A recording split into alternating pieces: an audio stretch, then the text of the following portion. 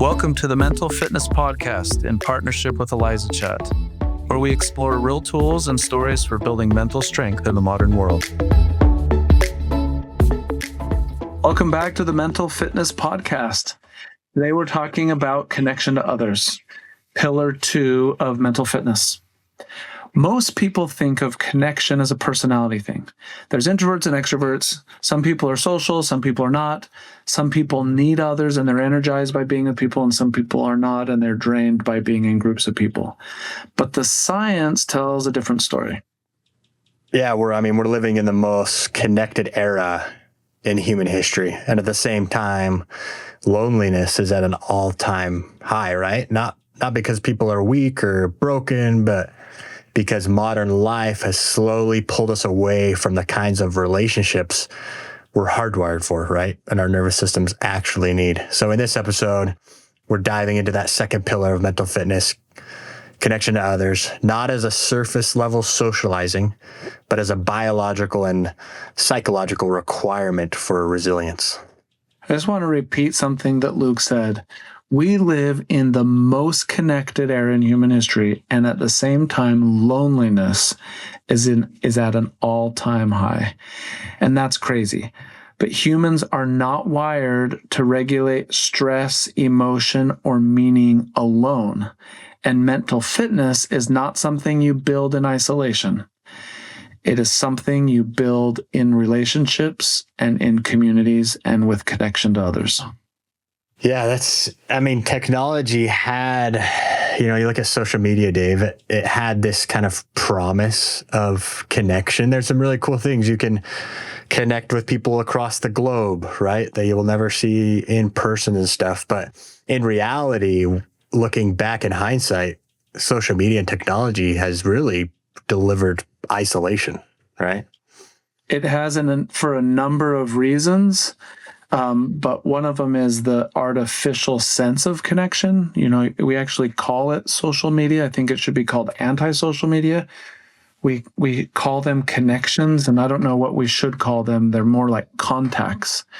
But it's not always meaningful connection. And that is not here to say social media is evil or bad. It's just, it's an illusion in terms of it's providing or always providing meaningful connections. That's not what it does. Yeah.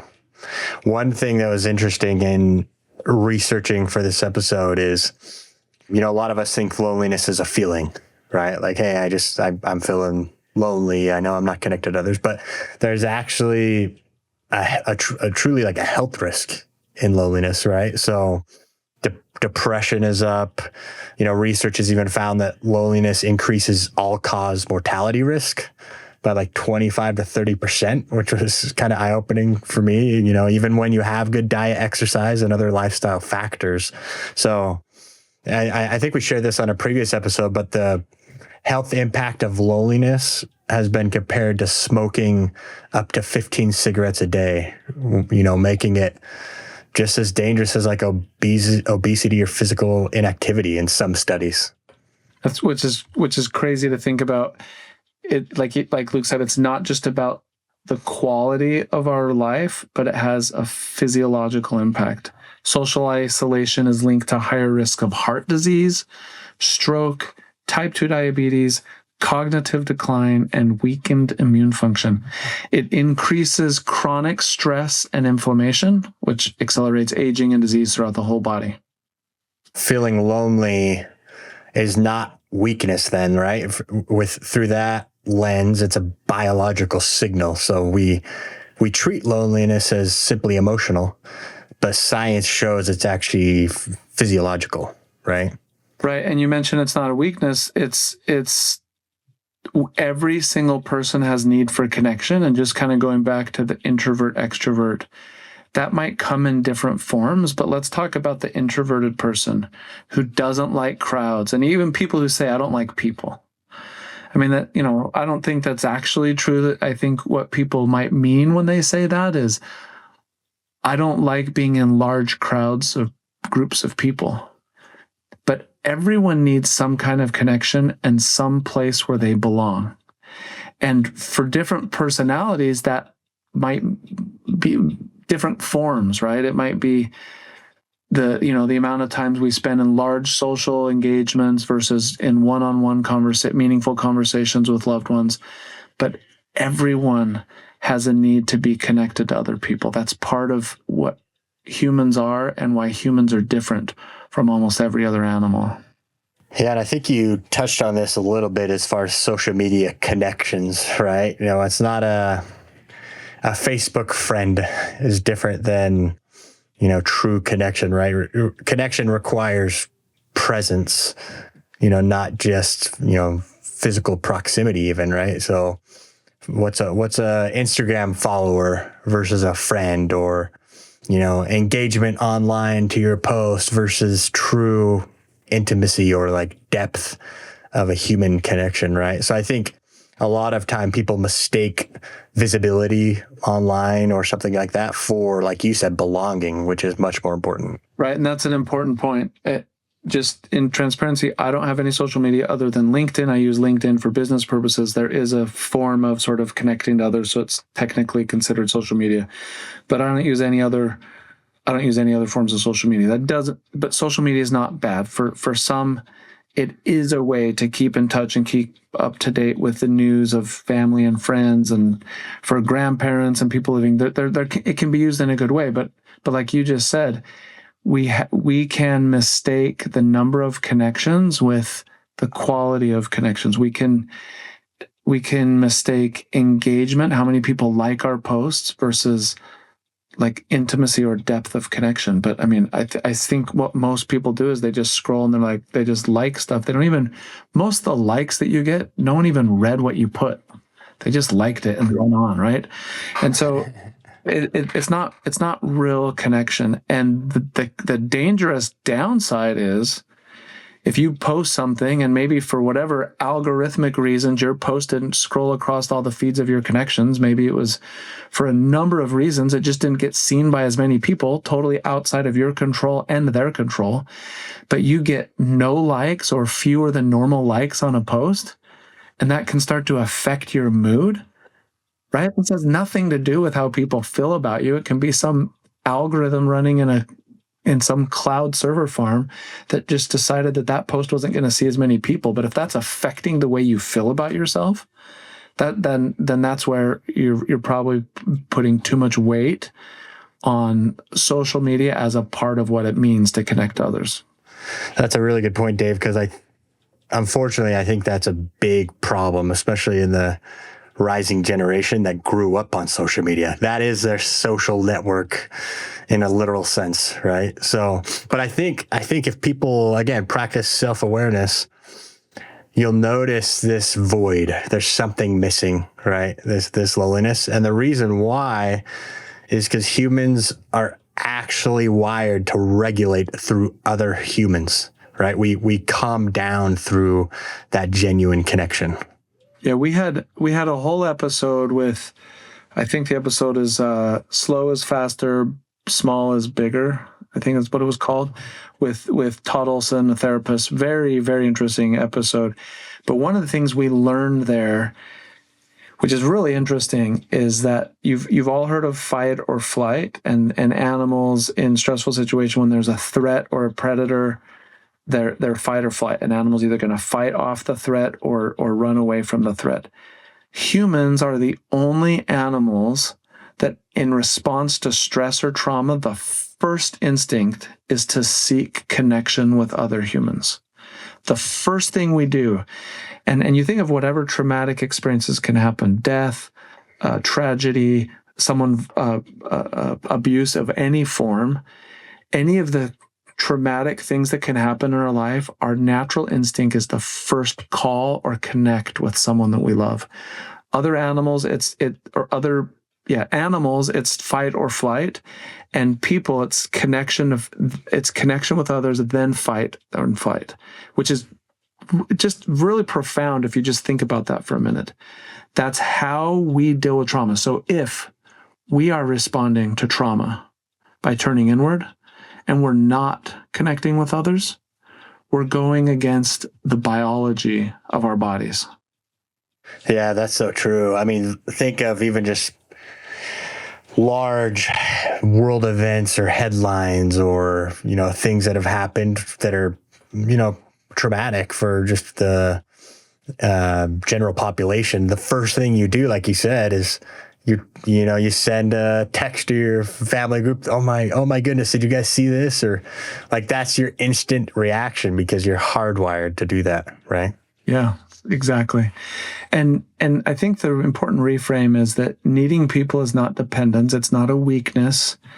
If when you're going through a hard time, you need people, you feel a need, that's not an emotional weakness. And for some, it's viewed that way. And if you view it that way, then you will be reluctant to rely on other people when it's important. It's the way we were designed. Our nervous system was not designed to self-regulate alone. A big part of connection to others, and I think there's a lot of misconceptions about this, Dave, is vulnerability, right? Because the misconceptions is, vulnerability means oversharing, right? Or maybe it's like, hey, I'm being super vulnerable. I just posted online my whole life in front of all my followers. Like that's not vulnerability, right? Yeah, I mean, like we talked about, we're naturally wired to want to connect to others. That requires us to be vulnerable, but it's not oversharing. It's honesty at the right depth. But I think that for the most part, I think it's more common in men than in women based on what the research shows. I think generally we tend, because of the messages of our society, that it's a weakness, that we are not vulnerable enough with our loved ones. But it's more common among men to be guarded and gated against being vulnerable and open with feelings. A lot of people perform strength instead of, true vulnerability is a strength in itself, right? So it's not, again, a lot of people think vulnerability is oversharing or emotional dumping or you're weak or unstable or, you might feel like you're losing control when you're starting to be, genuinely vulnerable with someone. But what it actually is like you said, honest, appropriate self-disclosure and naming what you're really feeling with someone you trust before it turns into a behavior, right? Yeah, particularly if you're in a really dark place, being willing to just let people know I'm not doing very good. And, we don't want, we worry about overburdening, our friends and family and things, but honestly, I think there's been a couple times in my life when I've had friends reach out, or one time one of my friends' wives reached out to me and said, hey, so-and-so's not doing very well. I'd really appreciate if you would check in with him. And I've never felt like, oh, great, or anything like that. I think like, wow, when you care about someone, you want to help. And we tend to not want to burden others, but those have been some of the coolest experiences is when either I've gone to someone or someone's come to me and just been like, I'm just not really doing very well. And basically they're just saying, I need connection right now. And then just to be able to connect to them. What's going on? Let's share. Let's remind each other that we love each other and that we're part of each other's lives. And whatever you're going through is smaller than life itself. We can get through this. I think you're saying something important there without actually saying it, Dave, in that you were, for lack of better words, in that person's, Rolodex of someone they can trust, right? So we all need, it could be a small, tight-knit circle of someone that you could trust, right? Vulnerability is not about telling everyone everything, right? It's about, like in your scenario, telling the right person the real thing. I think that is important. We should all have someone we can rely on. And I think maybe also in that story, the one where a concerned wife is calling a friend, we probably underestimate how much the people that are in our lives are willing to be there for us. We hold it in too long. We don't want to bother them. We don't want to be vulnerable. We don't want to appear weak. And so we hold it in too long. And usually just good things don't come from that. And in extreme cases, really tragic things happen. But even in most cases, we if we result in self-medicating, whether that's a form of substance abuse or other forms of addictive behaviors, we usually, when we're not doing well, there's something we need to do to seek relief, and connecting with others is usually one of the best things. And when we don't do that, usually the other ways that we seek relief are just usually not very positive. A big area of connection to others is, I think, is ability to set boundaries in your relationships, right? I think there's a misconception out there where, if you set boundaries, you're pushing people away with boundaries, where in reality it makes the relationship safer, right? Not colder. Yeah. Without boundaries, we just become resentful. If, you can have two people that could be really close friends that care about each other, but maybe just different preferences or styles. One might be, crossing a boundary, and if the other person's not setting those boundaries, then they just become resentful, which often results in the relationship prematurely ending. And so, they're like, oh, I don't want to hurt their feelings, so I'm not going to tell them it really bothers me when they do XYZ. And so they never say it. And then ultimately they're just like, I just can't do it anymore. I just got to cut this person out of my life. Whereas if you could rewind and say, just be honest and say, hey, I just need, I need this boundary here. It might be initially a little bit of like, oh, that makes me feel bad. But honestly, if we're genuine in that, then the trust and the strength of the relationship actually increases.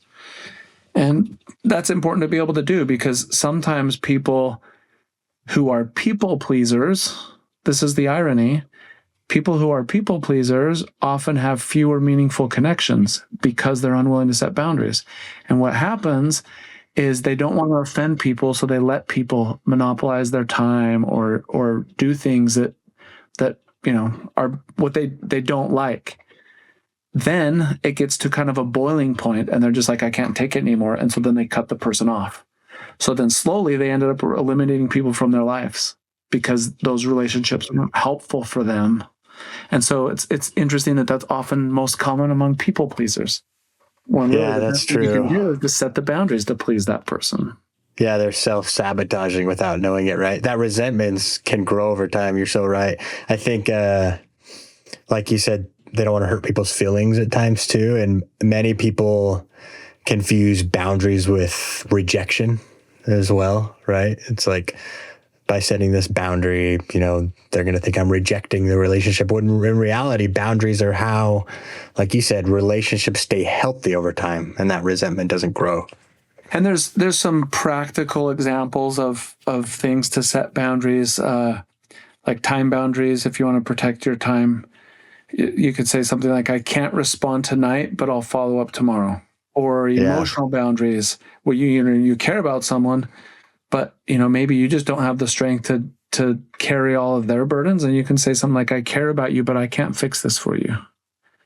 And that feels like a subtle shift, but it's really meaningful to be like, I'm here for you, I'm providing you love and support, but I'm not taking on this problem. I'm here to support you. I love you, but I can't fix this. Yeah, that's true. I think setting boundaries for work and like career stuff too, right? Again, if you have the self-awareness to notice you're facing burnout, right? Saying no before the burnout actually comes, not after, right? And simply just saying, hey, I don't have the capacity to take this on right now. And I've had people say that to me, and respect actually grows in those moments. I'd much rather have that than them taking it on and burning out or not completing it or something, right? So yeah, another form, it's almost like a different form of boundary, but choosing presence over constant availability. If you're with someone and you're both on your phone, say, hey, let's just put down our phones for a moment. Let's put down our phones for this. And that's almost saying like, I need you to put a boundary on your digital engagement. If you want to be with me, I don't want you on your phone the whole time. Right. And there's lots of other examples of, setting relationship boundaries or, other things. But I think it's important that we're willing to do that, because in the absence of that, we build resentment and relationships going to prematurely end. All right, this show is all about mental fitness, and here's something most of us don't admit. Everyone has those moments when you feel overwhelmed, stuck, or unsure, and what's actually going on in your head. That's why we built New. New is a mental fitness platform designed to help you clear your thoughts, reflect, notice patterns, develop habits, and get support that fits who you are. It remembers your goals, your wins, the things you're working on, and helps you stay on track. Not therapy, not toxic positivity, just real support when you need it. If you want to be part of the early access group, head to talkwithnew.com. That's talkwithnue.com. Sign up now and get 3 months free.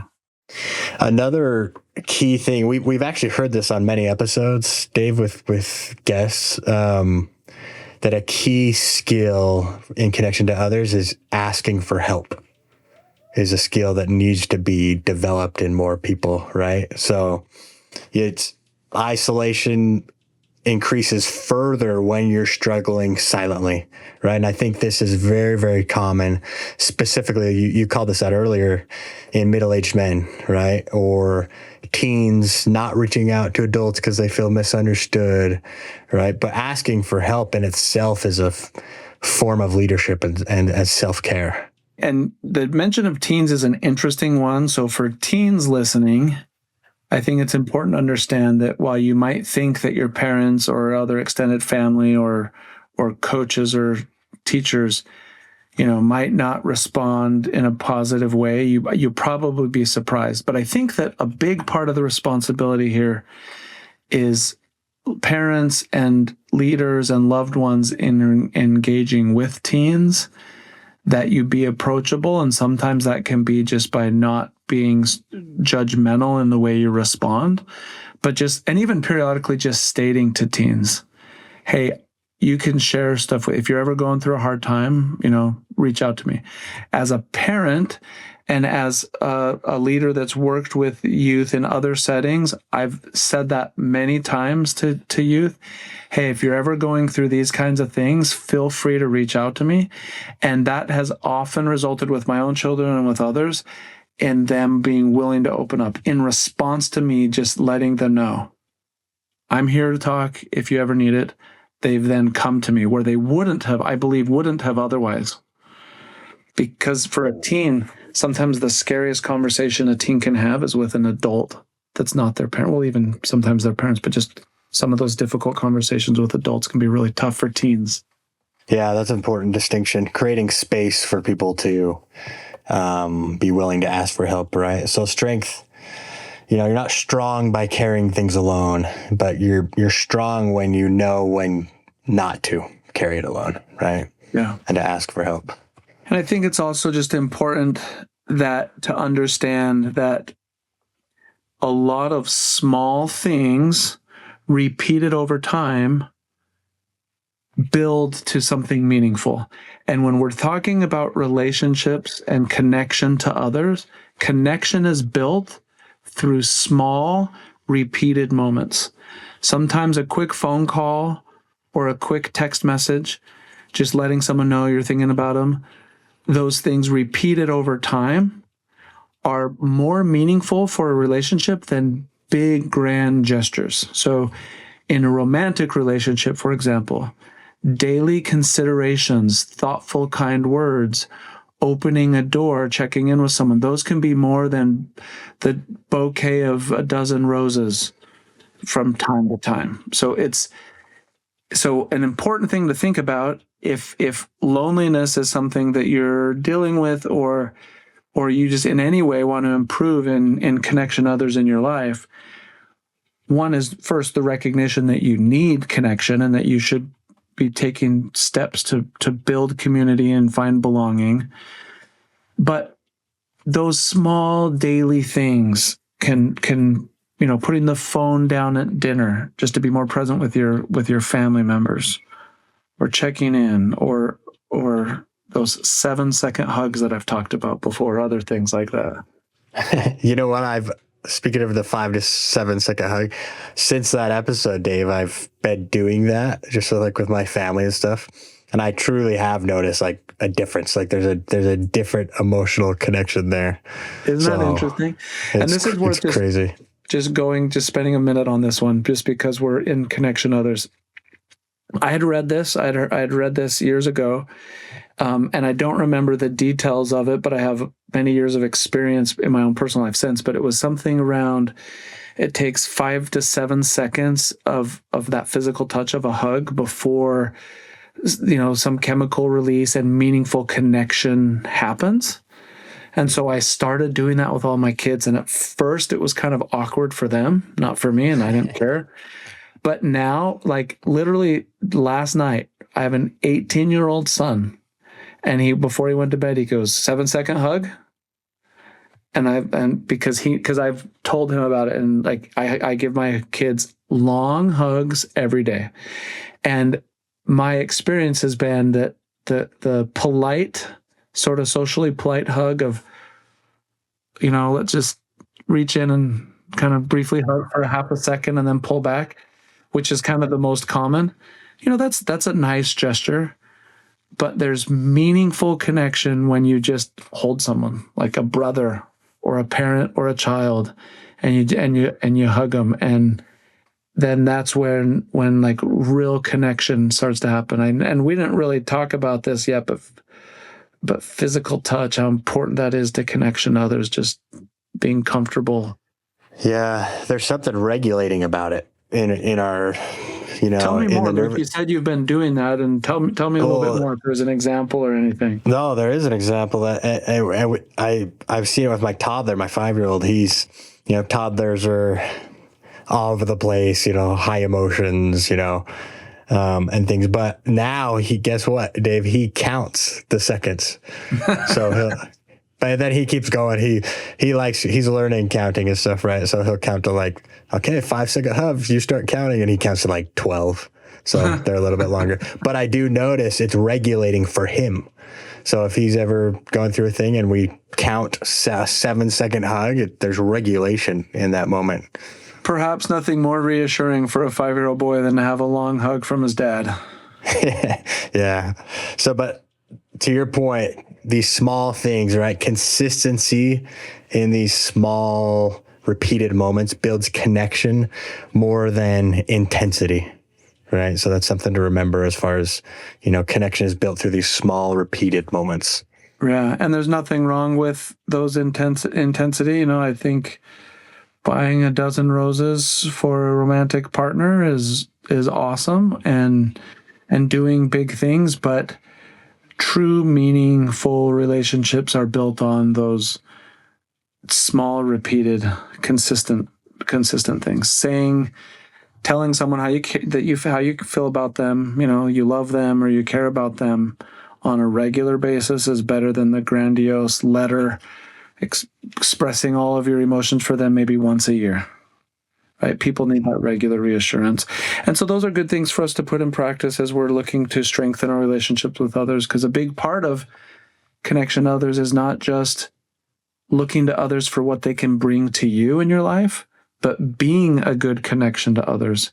That's how you will build up connections in your life, is if you view it from that standpoint. I know that I need more people in my life. I know, if this is what you're saying, I need to do something to be part of a community, to have more meaningful relationships in my life. You should seek those out, but your interaction should be, what can I give to this person? That's how you will make them want to be in your life, but not just, what can this person do for my loneliness? If you view it from a service-oriented standpoint, then you're going to have a lot more success in building a lasting, meaningful relationship. Well, to tie together a few pieces from this episode, you can certainly ignore true human connection, but you cannot outgrow your need for connection. Again, it's hardwired in us as humans. You're not going to outgrow it. We all need it, right? So try a few simple things this week, right? Maybe put down your phone, have some phone-free moments with someone you live with, right? Maybe do some small intentional reach outs, some simple moments, or one moment of honesty and practice that vulnerability with someone you trust, right? Yeah, those are good things to try. And I'm just thinking through the phone-free moment, intentional reach out, and moment of honesty. I'm just visualizing when I'm going to do that this next week. And when connection is strong, resilience increases. None of us can do it alone. None of us can do it alone. So we should seek out connection to others and belonging in community. And in our next episode, we will dive into how health and vitality set the ceiling for our mind in pillar 3 of mental fitness. Awesome. Thanks for listening to this episode of the Mental Fitness Podcast. Please, if you enjoyed it, share it with someone, give us a rating or a review. It really helps us out, and appreciate you listening. That's true, Luke. Of any episode, this should be the one that you share with someone else. Yes, right? exactly. Share with a meaningful connection. Say, hey, listen to this. I have some ideas of some things that we can do to strengthen our relationship.